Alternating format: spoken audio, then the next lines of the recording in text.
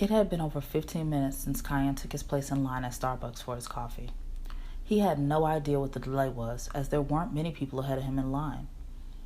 Kyan was a strong-built black man with a decent height that made him look quite intimidating. Finally, it was his turn. As he stepped close to the counter, a man in a state patrol uniform tried to push him aside forcefully. "Move," he said. Kyan didn't budge from his place. "What's your problem, man? Stop cutting the line." The cop just stared at him. "Do you know what you get for misbehaving with the police?" "Yes, but I also know that what you're doing is wrong," answered Kyan coolly. "Oh, so now a lowlife like you is going to tell me what's right and what's not. Know your place. Know where you belong. You're inferior. My life is more important than yours, so move. Don't make me press charges on you." The entire coffee shop went quiet at the hateful statement made by Officer Gary, according to his badge. A group of 5 other black men came up to him. They told him they had been recording a video of him since he walked in, and they were still recording. The officer looked around the room while everyone stared at him in disgust. "Racist," yelled someone from the corner. "Somebody's about to lose their job pretty soon," said someone from the other end. "Now, why don't you take your coffee somewhere else, respected officer?" advised Kyan sarcastically.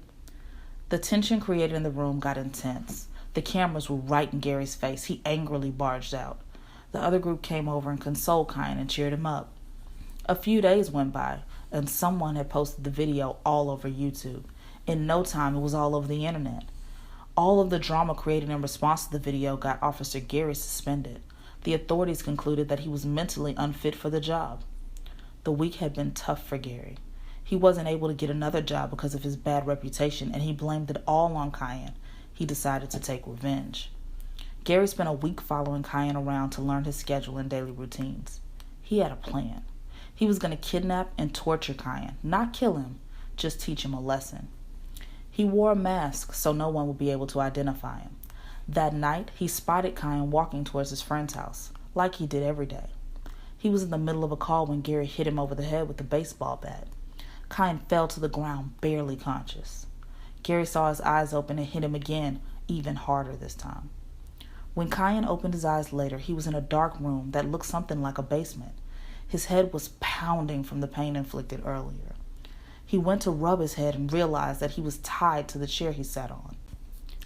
All he could see was a table in front of him and a dim lamp hanging from the center of the ceiling. Confused and a bit scared, he started thrashing around trying to get free. "No use. I was a cop for 10 years. You can't escape." It was Gary's voice coming from a dark corner.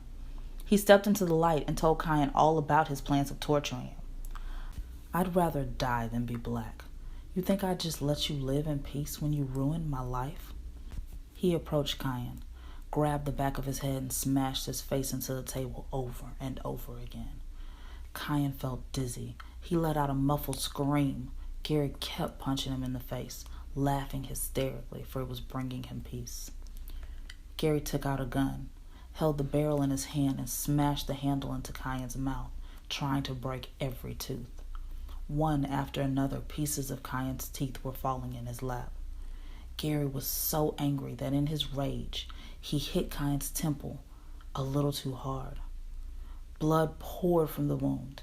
Gary checked for a pulse, thinking that he had done permanent damage. He could not find one. Kyan wasn't breathing. Scared of getting into trouble, Gary grabbed his things and ran out of the basement. He left town the next morning without ever notifying anyone about Kyan. Kyan was left for dead, but it was his lucky day. While Gary was following Kyan, someone was following Gary. Michael, Gary's ex-partner, was worried about his irrational behavior since the video came out. He followed Gary to the house. When he saw Gary leave, he went in and found Kyan beaten, half dead. He called for backup in an ambulance. When Kyan opened his eyes again, he was in the hospital. Officer Michael came by the hospital to check on him. He told Kyan that they had caught Gary and that they were going to testify. The moral of the story is that we need police reform. Bad cops need to go to prison.